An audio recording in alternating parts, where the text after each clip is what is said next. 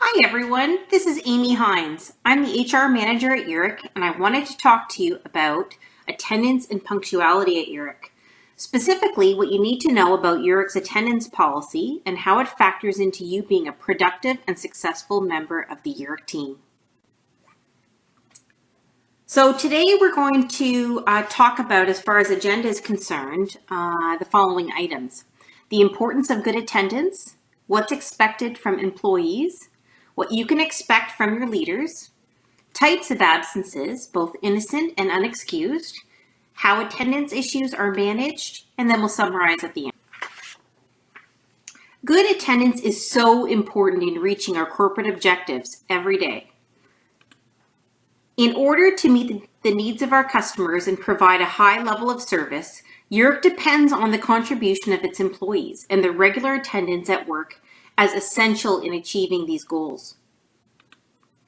High levels of employee absenteeism leads to poorer quality of service and lost productivity. It also contributes to frustration of coworkers who are left with an increased workload and pressure without enough staff to get the work done effectively. Yurek recognizes its responsibility to provide a working environment that supports employee well-being and regular attendance at work. We also believe that absences can be minimized through prevention, early intervention, and individual case management, and that employee attendance issues are best resolved in a positive and supportive manner. In order to fulfill the responsibilities that you were hired for, it's important that you do have good attendance. You are needed here when you're scheduled to do your part in serving our customers and getting expected work done reliably and dependably. As an employee, this is what's expected from you. To attend work on time and regularly, you need to be at work, ready to work, at your workstation, signed in and ready to go at your scheduled start time. To attend to personal affairs and obligations outside of regular working hours. To advise your supervisor and manager of absences in a timely manner and according to Yurek's policies and procedures, including the reporting of work-related injuries and illness. To provide medical documentation as required by Yurek to support the absence from work, the return to work, and any required accommodation to remain or return to work. To maintain regular contact with supervisor or your manager during your absence. Your leaders also have a part to play. What can you expect from your leaders? You can expect them to treat employees fairly, consistently, and in compliance with Yurek policies and procedures. To foster a healthy and positive work environment. To raise awareness about the importance of regular attendance. To recognize exemplary attendance. To monitor employee attendance and provide coaching to help employees make improvements necessary. And to look for accommodation opportunities to allow employees to remain at work or return to work in a safe and timely manner. Now that we understand our responsibilities, let's talk about the different types of absences that can occur. We observe two categories of absences, the first one being innocent or non-culpable, and the second one being unexcused or culpable. The way these two absences are treated, recorded, and resolved are different, and so we'll go through the detail. Innocent or non-culpable absences. According to the Employment Standards Act, all employees are entitled to, by law, up to 10 days of job-protected leave to attend to a personal emergency matter that meets the following criteria, and this is right from the ESA. Personal illness, injury, or medical emergency, so if you yourself are sick or injured, or death, illness, injury, medical emergency, or urgent matter relating to the following family members: spouse, parent, step-parent, foster parent, child, stepchild, foster child, grandparent, step-grandparent, grandchild, or step-grandchild of the employee or the employee's spouse, the spouse of the employee's child, brother or sister of the employee, relative of the employee who's dependent on the employee for care and assistance. I know that list is long. You can refer to this in your employee handbook or speak to your leader if you're confused at all. But basically, this line pertains to, these are the family members if they have a medical emergency or an urgent matter that you need to attend to. In the Employment Standards Act, an urgent matter is defined as an event that is unplanned or out of the employee's control and raises the possibility of serious negative consequences, including emotional harm if not responded to. So an example of an urgent matter would be if the employee's babysitter calls in sick, the house of the employee's elderly parent is broken into, and the parent is very upset and needs the employee's help to deal with the situation. Another example, the employee has an appointment to meet with his or her child's counselor to discuss behavioral problems at school. The appointment could not be scheduled outside the employee's working hours because those were the only hours the counselor had available. So examples of events that do not qualify as an urgent matter would be an employee wants to leave to work early to watch his daughter's track meet. An employee wants a day off in order to attend her sister's wedding as a bridesmaid.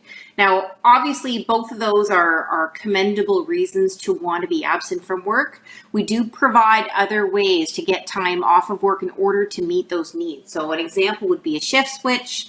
If you book it in advance, you've got vacation, there's unavailable days, there's lots of other opportunities to deal with those. But just remember, an urgent matter only pertains to one of the designated family members and not yourself. Innocent absenteeism.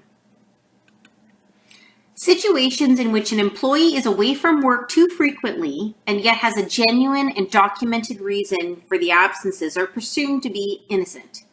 Innocent absenteeism is non-culpable behavior, meaning that it's non-blameworthy, but it should always be noted that it does continue to be disruptive to the workplace.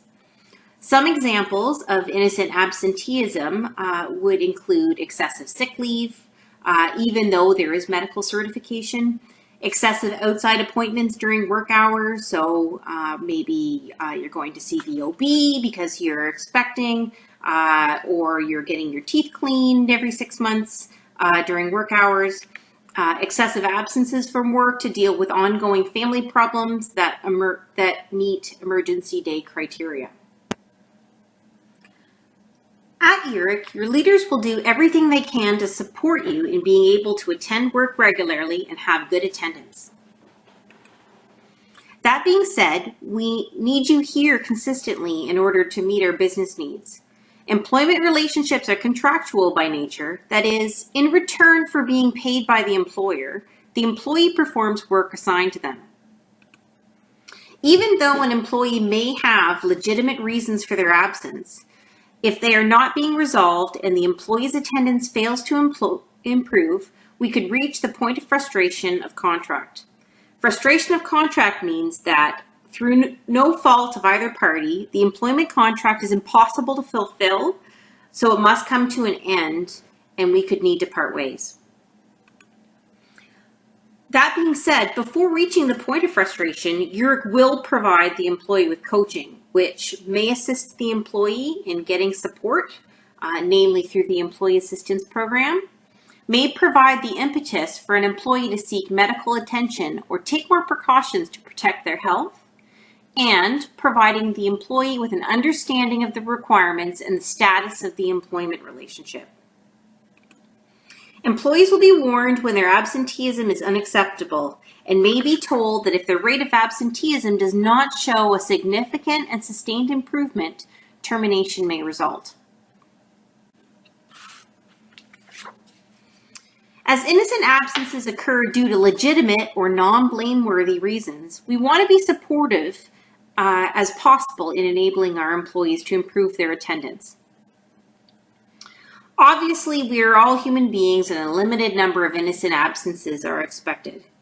When an employee's absences become excessive, it compromises our ability to meet business needs, and their leader will assess if an attendance problem exists or requires intervention. In order to help employees get their attendance back on track, we use the attendance management program. This is a non-disciplinary program where leaders meet with employees to formally address the attendance issue and try to facilitate a solution. If the attendance issue gets resolved, the employee would exit the program. If they continue to have excessive innocent absences, they would progress in the program and have further meetings with their leader to try and make improvements up to the point of potential frustration of conflict. Unexcused or culpable absences. These are unauthorized absences which are within the employee's control and may warrant a disciplinary response. The following are situations of culpable absence: excessive lateness, false explanation for an absence. This could also be considered falsification, which we take very seriously. No reason is provided for the absence. Unsubstantiated absence, where evidence of the reason is required, like a doctor's note. It could be considered misconduct as the employee failed to follow procedure or leader direction. The reason for the absence is not legitimate. Failure to call in and not report for work at your scheduled time is called a no-call, no-show. As they are within the employee's control, they're considered more behavioral issues, so unexcused absenteeism is addressed through progressive discipline rather than the attendance management process. Progressive discipline is a course of corrective action taken by a leader to deal with any behavior or poor performance from an employee that is disruptive to the business. The intent is to formally advise the employee that their behavior does not meet expectations, coach them on improvements necessary, and give them the chance to make the improvements needed. Unexcused or culpable absenteeism, as previously mentioned, is considered to be within the employee's control, so the behavior would be managed through the progressive discipline process.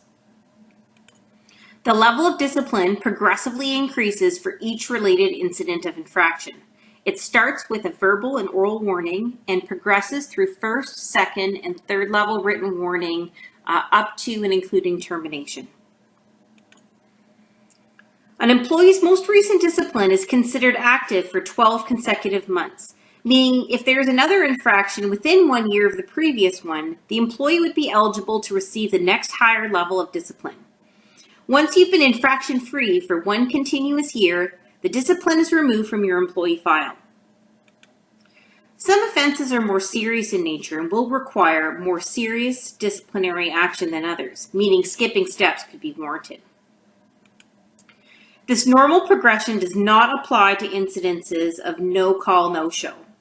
Due to the extremely disruptive nature, no-call, no-shows goes up the disciplinary ladder 2 levels at a time. If an employee is, for example, currently at the first level written warning and they have another incident of no-call, no-show, they would be receiving a minimum of a 3rd level written and final warning. 3 incidences of no-call, no-show in a row would result in immediate termination for job abandonment. In conclusion, you are an important part of our business and we cannot do it without you. In order for us to meet the needs of our customers and the business without putting unnecessary burden on our coworkers, it's important that all employees attend their scheduled shifts regularly and reliably. It is your leader's responsibility to identify attendance issues early and address them with employees, working with them to facilitate a resolution. Most attendance issues are easily resolved this way. While the steps described in the latter part of the section are occasionally necessary, in the majority of cases the situation is resolved before reaching that point.